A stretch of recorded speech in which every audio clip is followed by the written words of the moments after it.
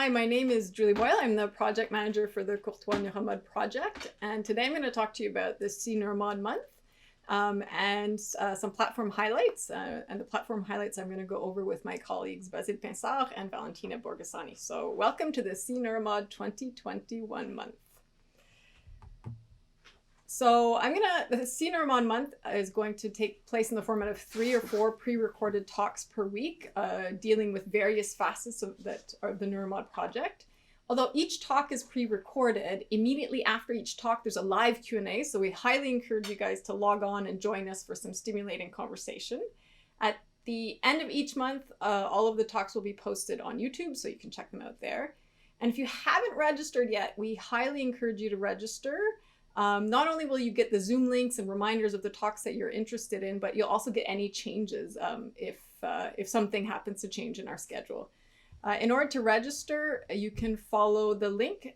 You can go to CNeuroMod.ca, and on there will be a link to the CNeuroMod Month, and you'll be able to find the schedule and links to register and select the talks that you want. So prior to launching into the platform talks, just a little bit of housekeeping. Like most scientific conferences or discussions, please communicate in a respectful manner. I'm sure we'll have no issues, but just a small reminder. When possible, also try and use language that everyone understands, or at least that the person you're communicating with understands. If ever you need something translated, flag the host, and the host will be happy if they're capable of translating something for you. Also, please put your preferred name and pronoun on your Zoom account so that we can address you properly. And last and not least, ask questions, be inquisitive, and have fun. If you have any more questions about the CNeuroMod Code of Conduct, you can check it out on our docs website. So it's docs.cneuromod.ca. And there you can find more information. If you have more questions, you can reach out to myself or to Pierre or anyone else on the team. We'll be happy to answer your questions. So I'm guessing that if you signed up for this, most of you know a lot or maybe more than you've ever wanted to know about the Courtois.neuromod project. But I want to take a second to introduce those of you who may have just heard of the project. So the main aim of the Courtois.neuromod project is to train artificial neural networks using extensive experimental data on individual human brain activity and behavior. Now, what does that mean in terms of all the data sets that are out there? Well, thankfully, the Kendrick K's group that did the natural scenes data set recently made this really beautiful graphic that you're going to see on the slide. And gave us a shout out so we can tell you how we fit into the scheme of other fMRI data sets. So what you'll find on the y-axis is the number of subjects scanned in fMRI study, and on the x-axis is hours of fMRI data per subject. And in the upper left extreme, you'll see the UK Biobank, where they've scanned thousands of people just a couple of times each. On the bottom right, you'll find the natural scenes data set, where they scanned 8 people on all the natural scenes stimuli. And we're a little bit past that, where we're planning on acquiring also a lot of data on a small number of subjects. And I'm going to talk to you about that in a second. The Courtois.neuromod project has 42 different researchers involved in it. And all those researchers are divided across 9 different branches. It's kind of like a tree, if you think of it. And the platform part is the trunk of the tree. And then all the various other topics are the branches. So within those branches, we have people studying vision, memory, emotions, language, video games, audition, MRI, and lots of people doing modeling. If you're curious about who are these people and how do they divide amongst the branches, check out our docs.cneuromod.ca, a website where you'll be able to find an authors section, and they're all listed there, and you can figure out who's doing what.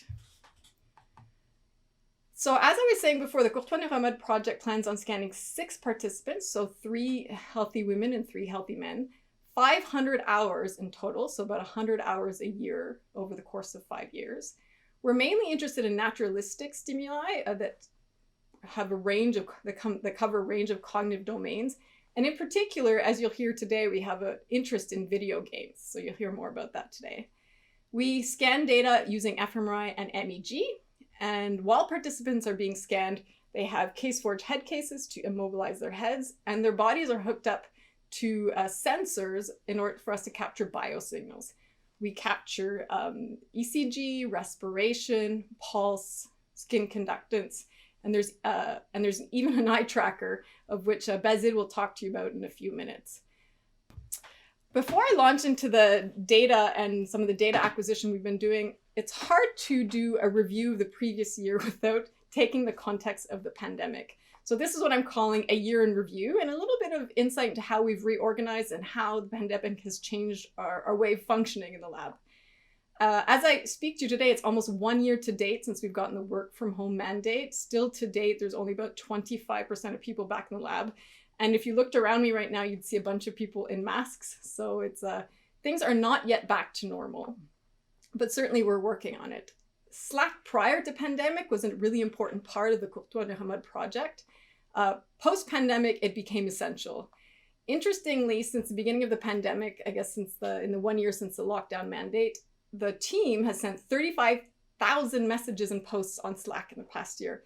That's interesting because it's almost the same amount of posts as we posted in Slack over the last 2 previous years before that. Slack has grown. We used to have 50 members last year at this time of year. Now we have 74 members, and any given month there's 50 active users on the courtois.neuromod Slack channel. So we've been busy bees. Zoom, like everyone else on the planet, has taken a central part in our life. In the past year, the team's had 900 Zoom meetings. I know, that's a lot of Zoom meetings. The cool thing about Zoom is it's allowed team members that are stuck kind of all over the world for all sorts of pandemic-related reasons to be able to log in and connect to each other. That's mainly been in the format of 3 study groups that we have that are divided amongst those 9 branches that I just talked to you about.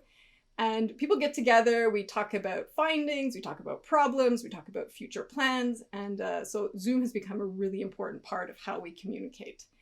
And as proof that we've been busy bees, this year for OHBM 2021, the team submitted 7 abstracts, of which I'm quite proud of the team for being able to push through a hard year and managing to still be quite productive. So like all neuroimaging studies around the world, we were also affected by scanner closures.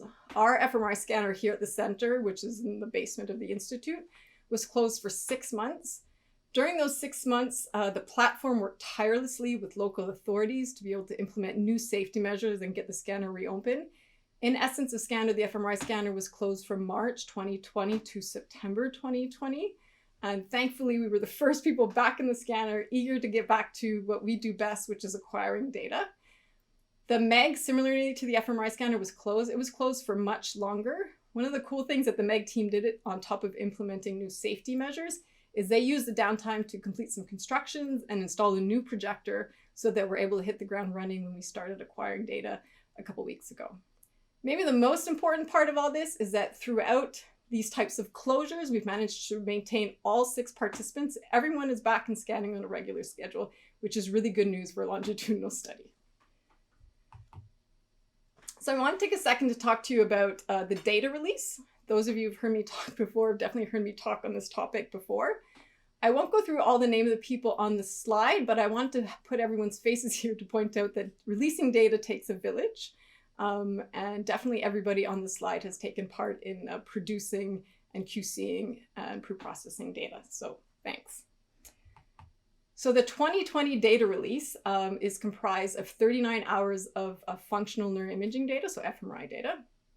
There the movie 10 data set, so that's 12 hours of movie watching.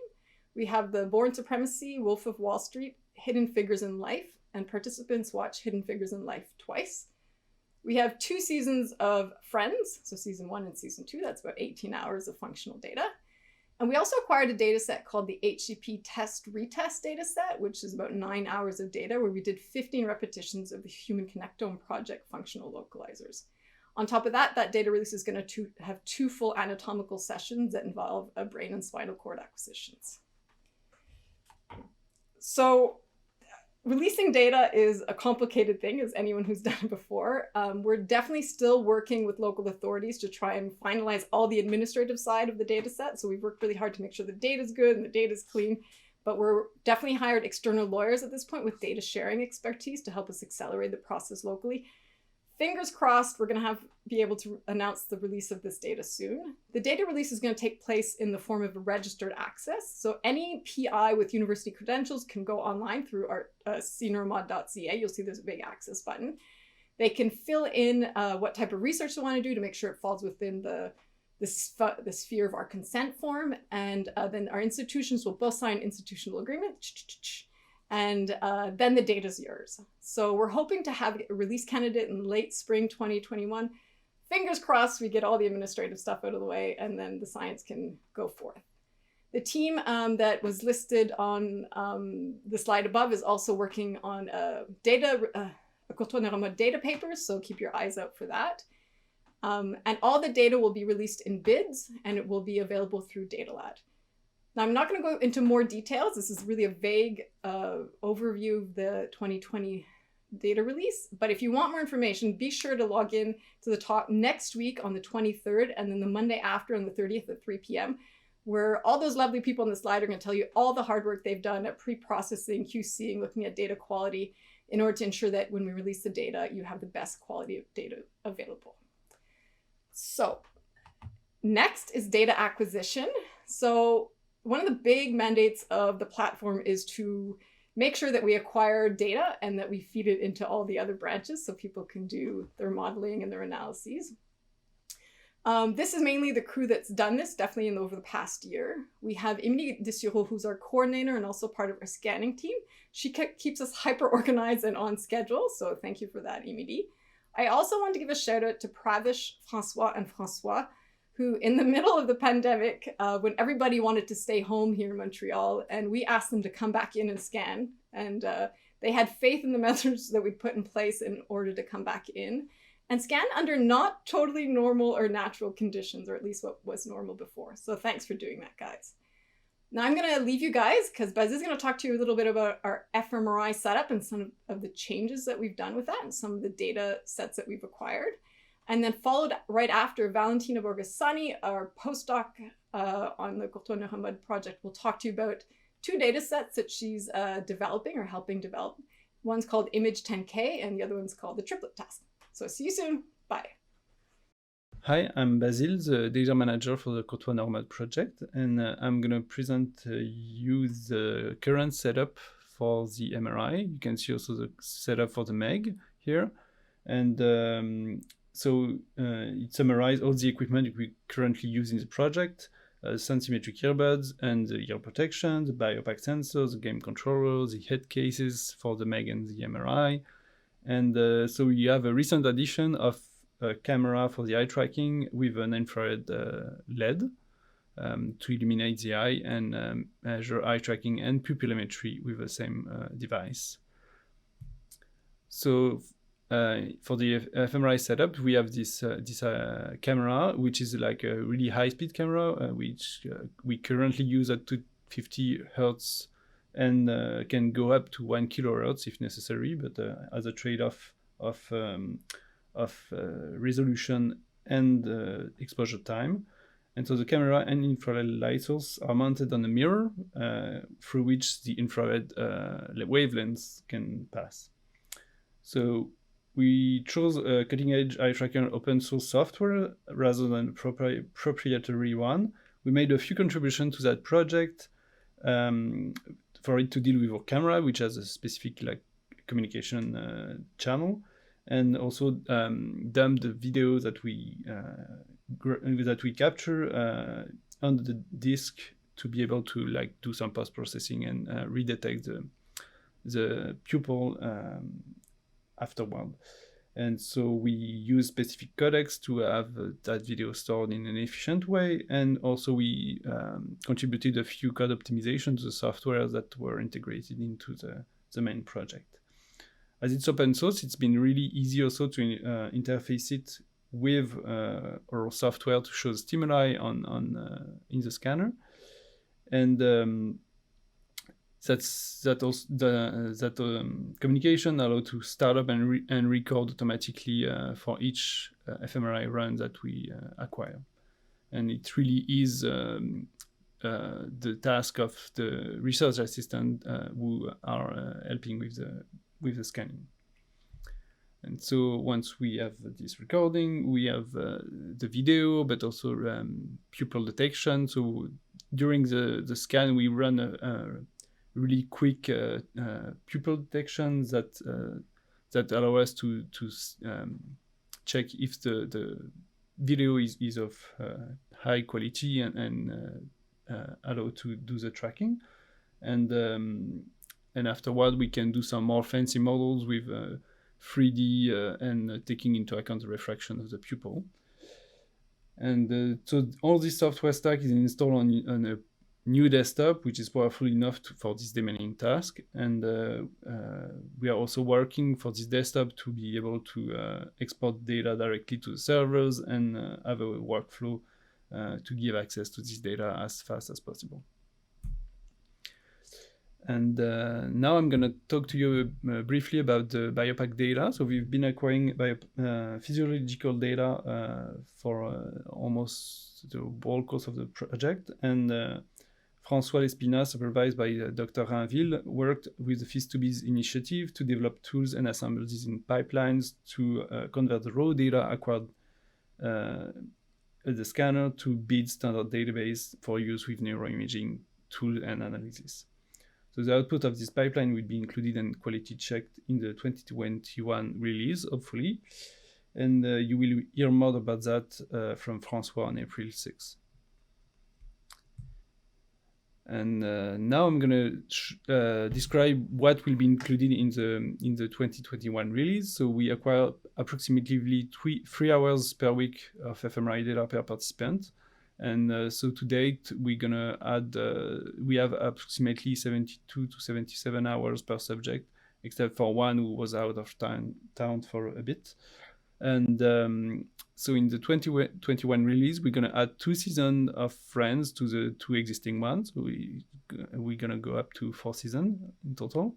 We're going to release the Shinobi data, which you will have more info about on another talk this week. So it's a game in the scanner, and we're going to also acquire Things, which is a memory task with a large database of images categorized in a semantic way. And also we're going to acquire another video game, which is Mario, and also 2 tasks, 2 other tasks that Valentina will talk about. The triplet one, which is a task to model semantic embedding of word and their relationship, and also Image 10K, which is a passive viewing of 10,000 images, naturalistic images. And last is the MEG Shinobi dataset, which will be acquired in the MEG, of course, and which will have the same amount of time as the fMRI one. Hi, I'm Valentina. I'm a postdoctoral fellow with the team, and I'm here to introduce to you 2 stimuli database that will soon come out of CNeuroMod. The first one is an image database. François Nadeau has been carefully selecting more than 10,000 high-quality images, all copyright-free, thus freely shareable, spanning many neurobiologically relevant semantic categories. The dataset will not only be used for CNeuroMod acquisition, but also publicly released. Given its unique size, well-balanced classes, and overall high quality, we believe it will be a useful resource for many future empirical investigation of visual representations in both biological and artificial networks. The creation of the datasets includes human labeling, which we are now launching on Zooniverse, an online platform promoting a citizen science approach. Let me show you a demo of the user experience on Zooniverse. On the main page of the project, you'll be able to read information on our team, the scope of our work, as well as finding more information, links to our website, references to literature that you might want to read about our work. And of course, there is a section for frequently asked questions where we try to foresee possible doubts about the project. Before starting the actual task, you will be prompted with a tutorial guiding you through all the key instructions and showing you some examples so that you know what you're jumping into. Once ready, you'll be able to start the task and stop it whenever you're done for the day. We're not asking you to label 10,000 images. You're first asked to name the main object in the image, and then you're allowed to provide a second label if another name could be more appropriate.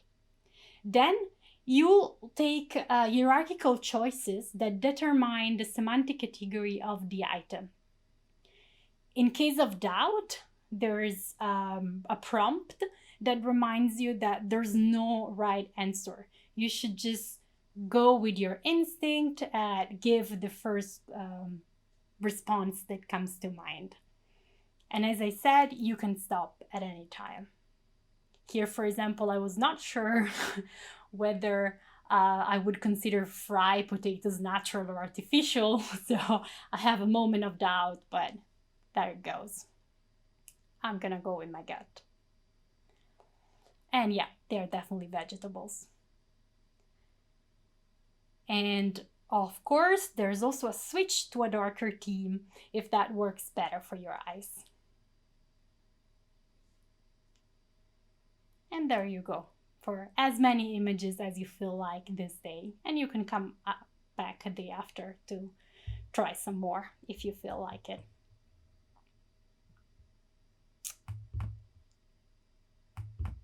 The second data set has words as stimuli. As pointed out by Simona Brambati, the language expert here at UDM that drove the design of the task, linguistic material offer a uniquely human perspective into conceptual knowledge. Let's take similarity among words.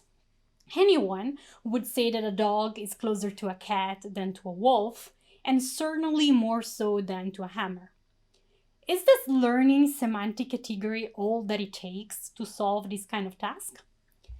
If so, we know that statistics of words co-occurrences are more than enough to find the right answer.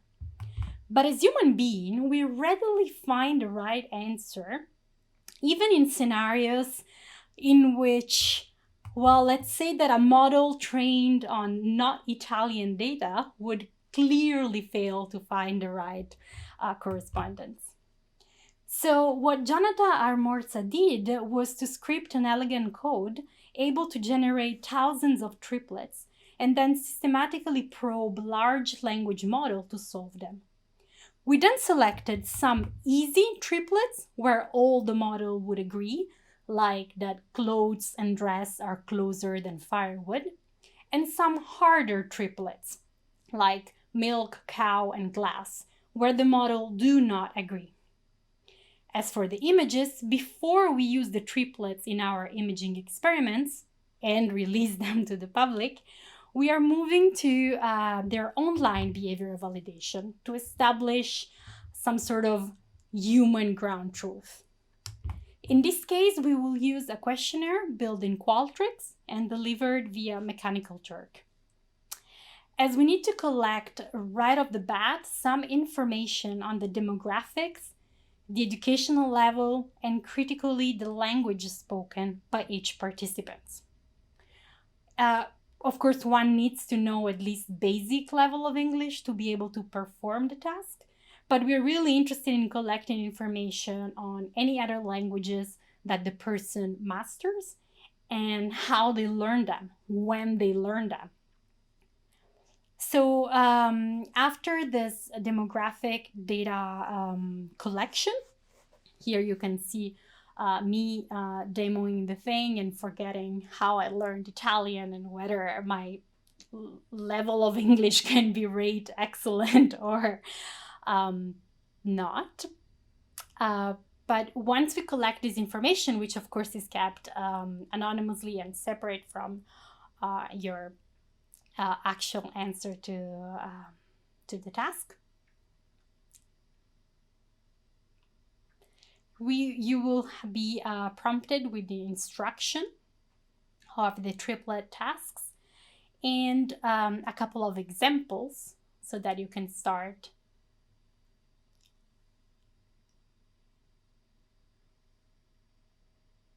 Apparently, I also forgot my date of birth.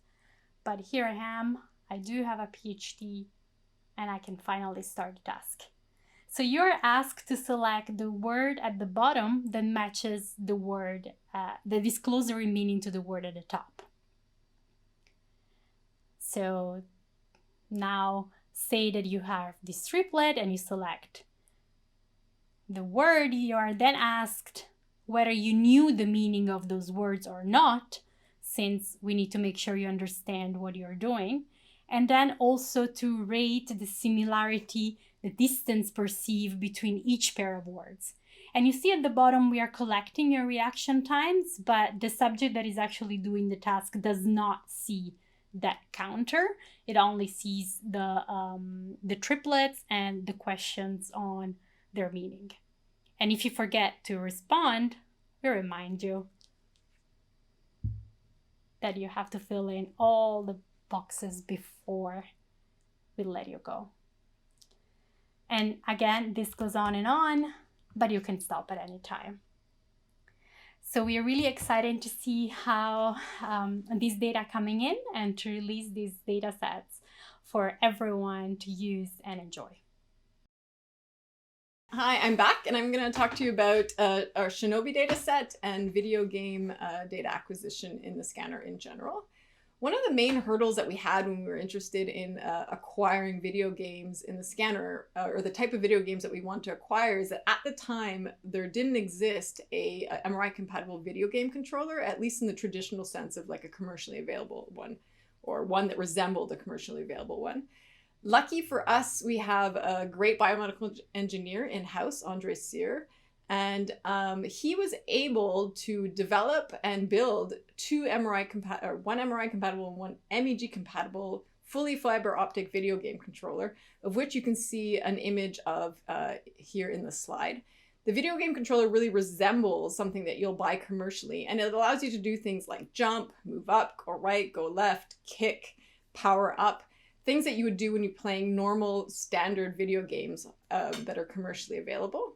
In particular, this video game controller allowed us to play Shinobi 3, of which you can see an example to the right of the video game controller that Andre developed. Now, why Shinobi 3? Why did we want to decide to play Shinobi 3? Well, there's lots of good scientific reasons, but what I suggest is that you ask Pierre at the live Q&A afterwards why Shinobi 3. It's one of his favorite questions. So, with this fiber optic video game controller, we were able to acquire 10 hours of fMRI data in the per participant in the scanner, and we're currently in the process of acquiring MEG data.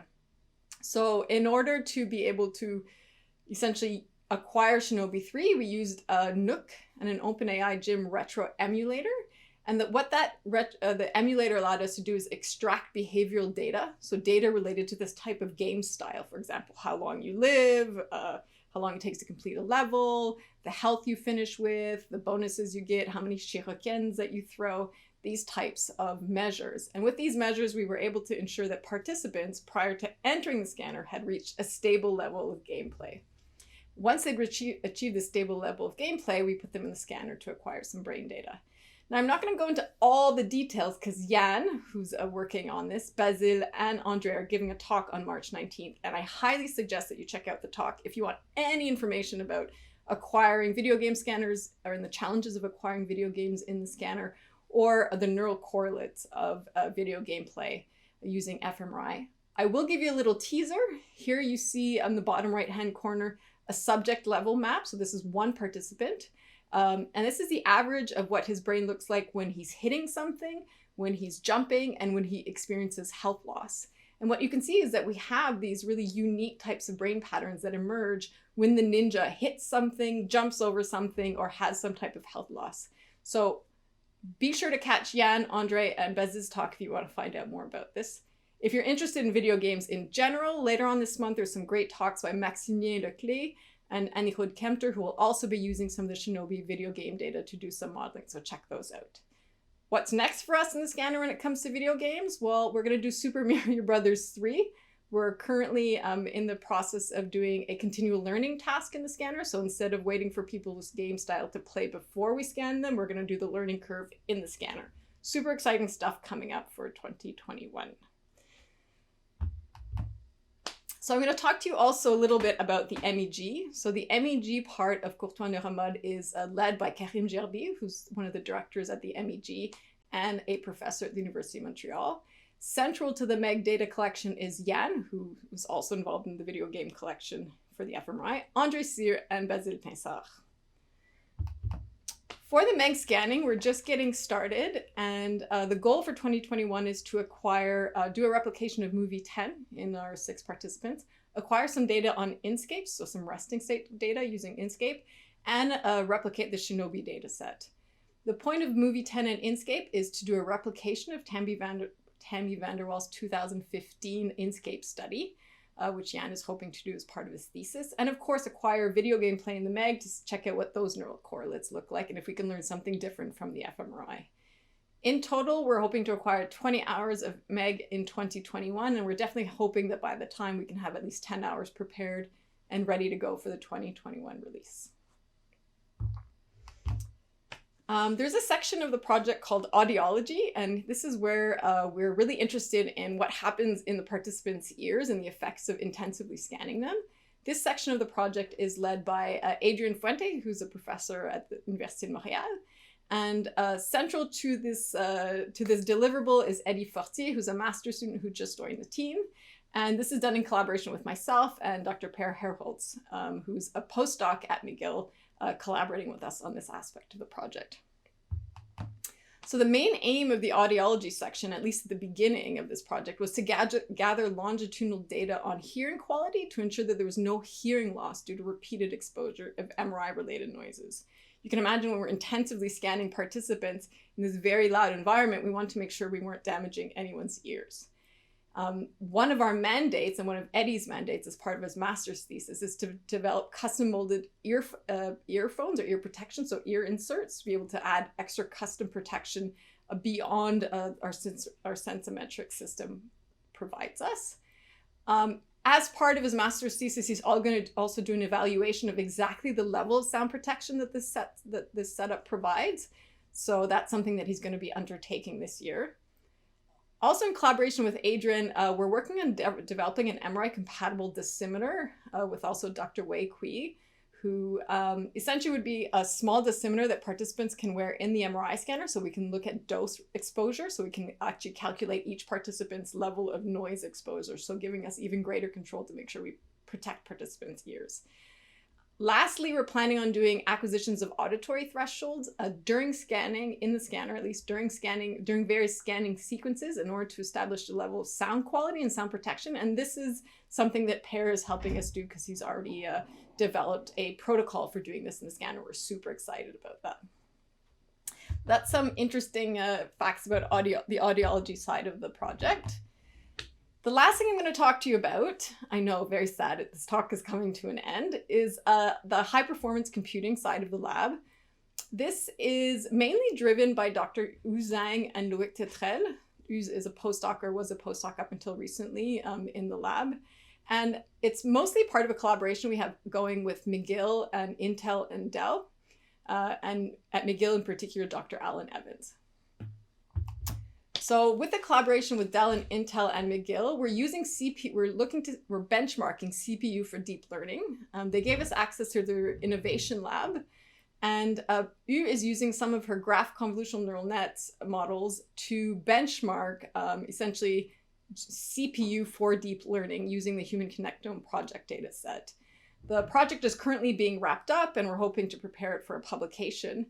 And if you want more information on this project, we've definitely done a couple press-related items that you can check out, some of them on our YouTube channel, or you can check out Yu's talk and ask her some questions about it. That's a good plan. She's giving a talk later on this week.